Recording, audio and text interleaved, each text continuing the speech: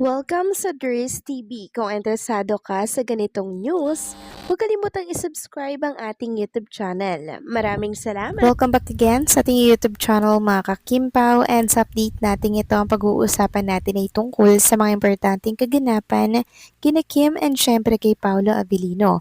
So pag-uusapan natin sa update na to ay may kaugnayan nga po sa pagka-pressure ni Kim and Paolo Abilino para saan nga kaya at nape-pressure silang dalawa.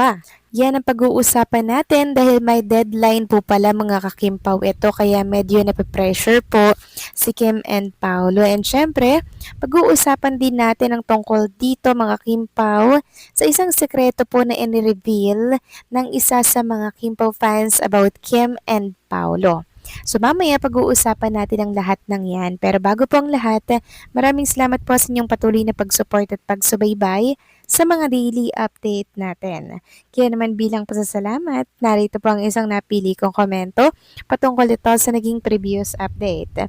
Mula ito kay Ginang Norma Cola. Sabi niya dito, itong RIP Ders, matagal na nakipag-away na ako sa taong ito. Sinabihan ko ang taong ito kung kailangan niyang kabaong para pamilya niya, bibigyan ko siya. Huwag niyang siraan si Kim dahil walang kasalanan sa kanya, si Kimi. Naawa ko bakit kaya walang ginagawa o aksyon ng Showtime dito. Pabayaan na lang ba nila si Kim? Takot ako Ders, lalo na sa sitwasyon ngayon ni Kim kung totoong buntis. Paano na? Iba Ders ang nasa usipan ka. Basta natakot ako. Ipagdasal natin palagi ang kalagayan niya. May awa ang Diyos at alam niya na mabait ang idolo natin. Keep it forever, mahal na mahal namin, mga seniors. Maraming salamat po sa inyong komento. Ginang Norma Call. So, grabe po pala, no, nakipag-away po pala kayo sa bashers ni Chinita Princess. So, hayaan nyo na lamang po yun kasi baka ma-stress lang po kayo dyan. Hayaan nyo na po sa amin na kami po ang bumira po sa mga bashers na yan kay Chinita Princess. Basta relax lang po tayo dyan at huwag po kayong magpa-apekto sa mga sinasabi po nila. Kasi syempre mga kakimpaw, nakikita po ng nasa itaas ang mga ginagawa po nila at kilala po ng nasa itaas yan mga kakimpaw. Syempre, hindi po hayaan yan na mangyari. 'Di ba? Kasi ang dami rin pong security ni Chinita Princess.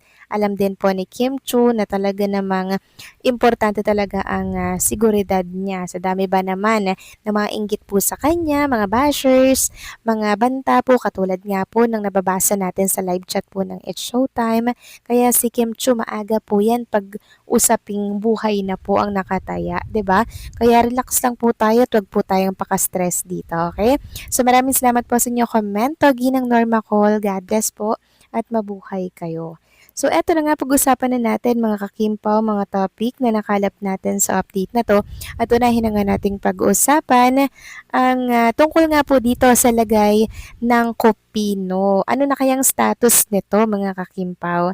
Kasi 'di ba hindi po ito nasisimulan pa. Sabi kasi dito ng isang fan sa Facebook, nung nalaman ko ang status ng Kopino, naghintay ako ng tamang panahon before ako nag-share dito. Kaya same din sa director ng movie ng Kim Pao, sa tamang panahon din ay pwede ko nang ma-share.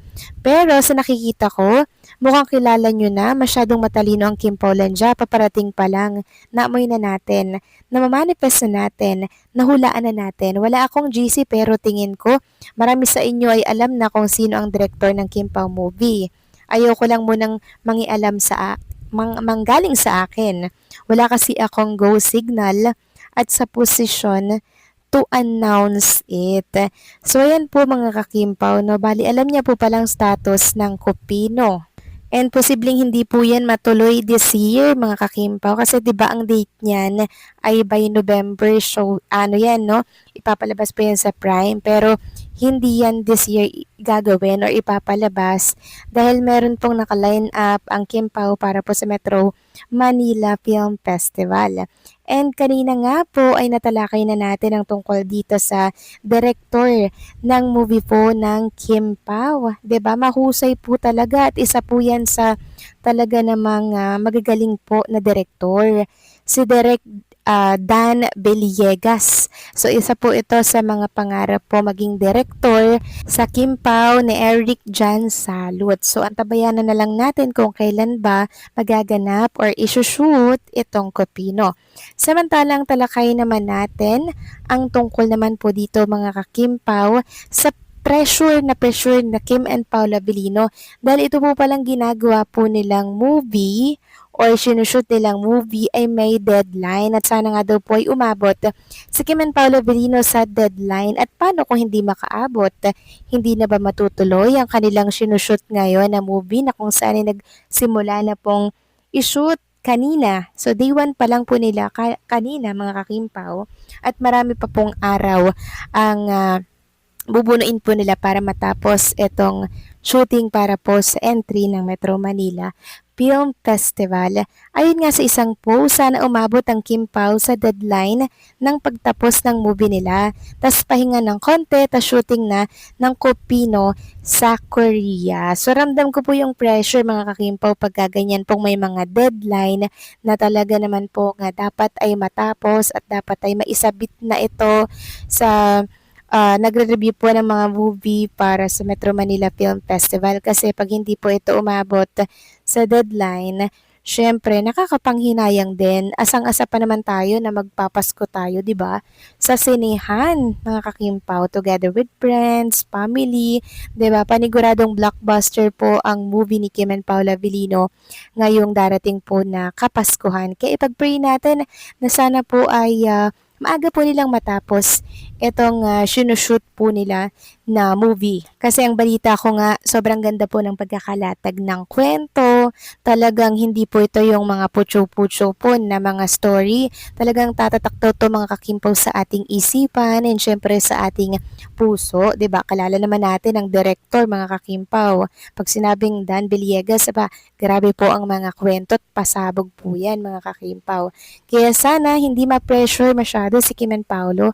Relax lang sila at alam naman natin na matatapos ito on time. Syempre, with ano yon 'di ba mga kakimpaw? With the quality po ng kanilang shoot na movie. So, hopefully ay matanggap or makapasa po ito mga kakimpaw sa Metro Manila Film Festival entry para nang sa ganon masaya tayo magpapasko sa sinihan.